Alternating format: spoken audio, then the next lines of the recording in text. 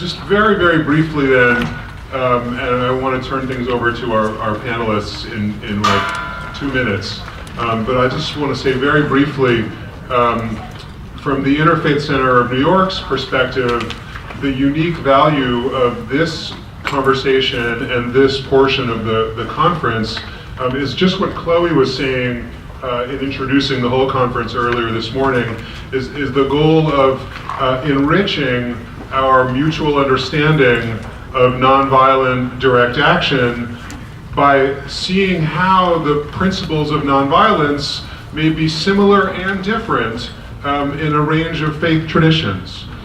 For me, it's kind of an axiom of interfaith dialogue on this or any other issue that we need to pay very careful attention to both the commonalities across faith traditions and the very meaningful, significant differences. Right? So on this issue of nonviolence, I think it's safe to say that many faith traditions, perhaps all faith traditions, share a common commitment to nonviolence and peace building as a strategy for creating a better world, but they may all come to that shared principle for very different reasons. Right? What nonviolence looks like from a Buddhist perspective, maybe quite, or Hindu or African diaspora perspective, or whatever tradition, may be quite different from what it looks like from a Christian or a Jewish or Muslim perspective. So I want this conversation to kind of have each of the traditions and perspectives of our panelists enrich each other and enrich our common understanding. With that goal in mind, we've asked each of our speakers to talk for about 10-15 minutes. I will be relentless with my little time cards. Once we hit 15. Once we hit 15 minutes, I'll be really mean about it.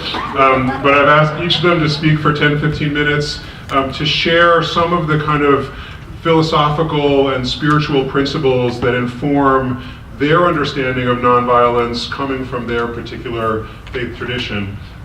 The one last essential thing I want to say before turning this over to the panelists is that it's essential for interfaith dialogue like this to understand that no one of these speakers somehow represents their entire faith tradition.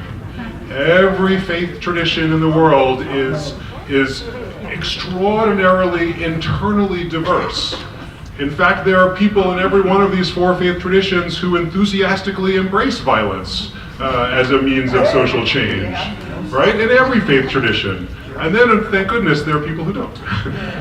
So I would say we're not going to hear the Hindu perspective, the Buddhist perspective, the Jewish perspective, the Muslim perspective on nonviolent social change, but we will hear a very valuable perspective from each one of these traditions, and I'm just really eager to bring those into conversation, so I'll just really be quiet now. I'll also just say, I guess I'm not quiet yet. Each of our panelists, their bio with some information about their background and their work is in your packet, so I will not spend the next 8 minutes reading everyone's bios. I will just turn this over to these. Thank you all so much for joining us. I really appreciate it.